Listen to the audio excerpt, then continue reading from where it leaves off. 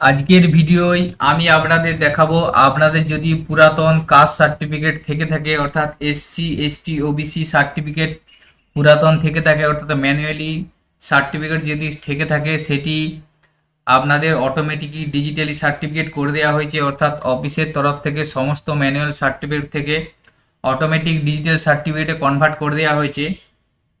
তো আপনারা কিভাবে আপনাদের ম্যানুয়াল সার্টিফিকেট থেকে ডিজিটালটি কিভাবে বের করবেন সেটা নিয়ে আজকের ভিডিও। তা আপনাদের ম্যানুয়াল কাস্ট সার্টিফিকেট থেকে ডিজিটাল করার জন্য কোনো অ্যাপ্লিকেশন করতে হবে না বা কোনোরূপ অনলাইনে আবেদনও করতে হবে না। সরাসরি অনলাইনের মাধ্যমে আপনারা খুব ইনস্ট্যান্টলি অর্থাৎ খুব সহজেই আপনাদের ম্যানুয়াল কাস্ট সার্টিফিকেট নাম্বার থেকে আপনারা ডিজিটাল কাস্ট সার্টিফিকেটে পিডিএফ ফাইলটি ডাউনলোড করতে পারবেন।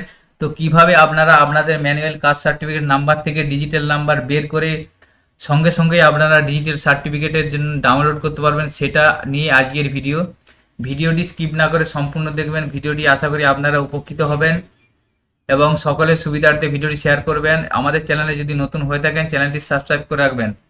আপনাদের কাছে যদি এই ধরনের ম্যানুয়াল কাস্ট সার্টিফিকেট থেকে থাকে আমি আপনাদের কম্পিউটার স্ক্রিনে দেখাচ্ছি। দেখুন এই ধরনের ম্যানুয়াল কাস্ট সার্টিফিকেট আপনাদের কাছে যদি থেকে থাকে সেটি আপনাদের ডিজিটাল কিভাবে করবেন, সেই ডিজিটাল করার জন্য কোনোরকম অ্যাপ্লিকেশন বা ফর্ম ফিল আপ বা কিছু করার দরকার নেই। আপনি সরাসরি অনলাইন থেকে পিডিএফ ডাউনলোড করতে পারবেন। সেটা আজকের ভিডিওয় আমি আপনাদের সরাসরি দেখাবো। দেখবেন একটা ভিডিওর মাধ্যমে আমি আপনাদের দেখাবো কিভাবে আপনারা পুরাতন কাস্ট সার্টিফিকেট থেকে ডিজিটাল কাস্ট সার্টিফিকেটটা পিডিএফ ডাউনলোড করতে পারবেন এবং সেটা ইনস্ট্যান্টলি অর্থাৎ আপনি সঙ্গে সঙ্গে সেটা ডাউনলোড করতে পারবেন। তো এই ধরনের ম্যানুয়ালি যদি কাস্ট সার্টিফিকেট আপনার কাছে থেকে থাকে সর্বপ্রথম আপনাকে এই ম্যানুয়ালি কাস্ট সার্টিফিকেটটা যেহেতু সমস্ত ম্যানুয়ালি কাস্ট সার্টিফিকেটকে ডিজিটাল নাম্বারে কনভার্ট করে দেওয়া হয়েছে অলরেডি, তাহলে সর্বপ্রথম আপনার কাজ হচ্ছে আপনার কাস্ট সার্টিফিকেট ডিজিটাল নাম্বারটা বের করতে হবে। ডিজিটাল নাম্বারটা বের করার জন্য সর্বপ্রথম আপনাকে অনলাইনে কাস্ট সার্টিফিকেট www.gov.in এই লিঙ্কটি ওপেন করতে হবে। তো এই ধরনের একটি লিঙ্ক আপনার সামনে ওপেন হয়ে যাবে। এরপরে দেখুন আপনার এখানে আছে এসসি এসটি ওবিসি এই অপশানটায় ক্লিক করবেন। ক্লিক করার পর চেক সার্টিফিকেট অপশানে ক্লিক করবেন।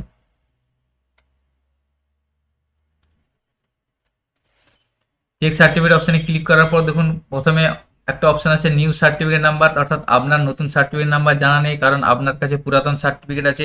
আপনি নিউ সার্টিফিকেট নাম্বারটা বের করতে চাইছেন, সেক্ষেত্রে দ্বিতীয় অপশান দেখুন আছে ওল্ড সার্টিফিকেট নাম্বার। আপনার পুরাতন সার্টিফিকেট নাম্বারটা এখানে দিতে পারেন, ইস্যু অফ ইয়ার এটা দিতে পারেন এবং ইস্যু অথরিটি দিয়ে সার্চ করতে পারবেন, অথবা আপনি লাস্টে যে অপশানটা আছে নাম এবং ডেট অফ ইস্যু দিয়ে সার্চ করতে পারেন। তো আপনি এখানে পুরাতন সার্টিফিকেটটা আপনার দেখে নেবেন। এ ধরনের পুরাতন সার্টিফিকেটের যে নামের স্পেলিংটা আছে সেই নামের স্পেলিংটা দেখবেন এবং ডেট অফ ইস্যু কত তারিখে সার্টিফিকেট ইস্যু হয়েছে সেটা এখান থেকে দেখতে পাবেন। সেটা দেখে নেবেন। দেখে নেওয়ার পর এখানে আপনি নামটা লিখবেন, নাম লেখার পর ডেট অফ ইস্যুটা লিখবেন, লিখে সার্চ অপশানে ক্লিক করবেন। তো এখানে দেখুন আমি আমার নাম এবং সার্টিফিকেট যে ডেটে ইস্যু হয়েছে সেই ইস্যুটা লিখে সার্চ করলাম। সার্চ করার পরে দেখুন আমার ডিটেলসটা এখানে এসে যাচ্ছে।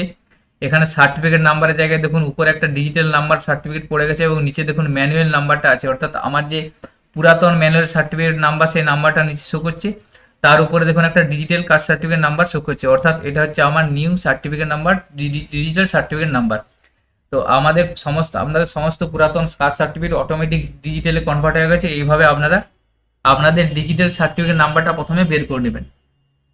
তো এখান থেকে ডিজিটাল সার্টিফিকেট নাম্বারটা বের করে নিয়ে সার্টিফিকেট নাম্বারটা নোট করে নেবেন বা এই সার্টিফিকেট নাম্বারটা কপি করে নেবেন। তো সর্বপ্রথম আপনার কাজ কমপ্লিট হয়ে গেল, আপনার ডিজিটাল সার্টিফিকেট নাম্বারটা বের করে না। এরপরে আমি আপনাদের দেখাবো এই ডিজিটাল সার্টিফিকেট নাম্বারটা দিয়ে আপনি কিভাবে সরাসরি আপনার ডিজিটাল সার্টিফিকেটের পিডিএফ ফাইল সেই ফাইলটা ডাউনলোড করবেন।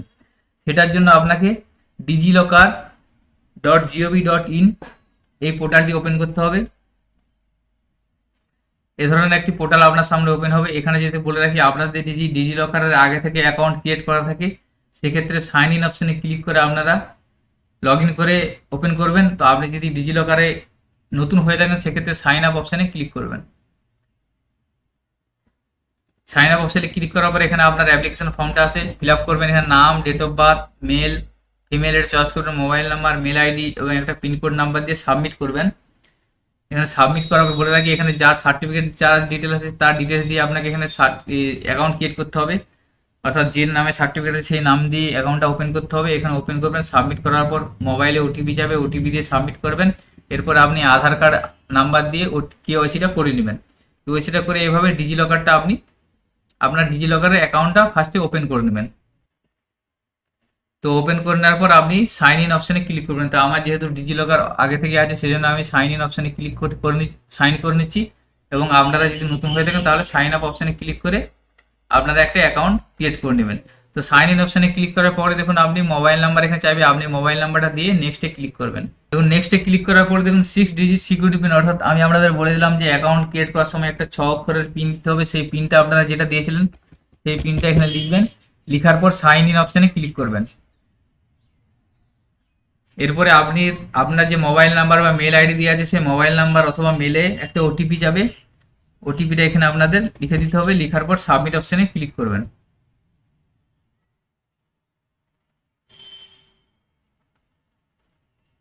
সাবমিট অপশানে ক্লিক করার পরে দেখুন আপনার সামনে ডিজিলকারের যে আপনার ড্যাশবোর্ড সেটা ওপেন হয়ে যাবে। এরপরে ইস্যুড সার্টিফিকেট ডকুমেন্টস এই অপশানে বাঁ দিকে দেখুন আছে ইস্যুড ডকুমেন্টস, এই অপশানটা ক্লিক করবেন।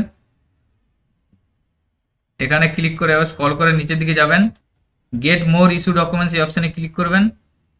এখানে ক্লিক করার পর দেখুন স্টেট গভর্নমেন্ট এখানে সমস্ত রাজ্যগুলো শো করছে। আপনি এখান থেকে আপনার স্টেটটা চয়েস করে নেবেন। আমি যেহেতু ওয়েস্ট বেঙ্গল সেই জন্য ওয়েস্ট বেঙ্গলটা সিলেক্ট করে নিলাম।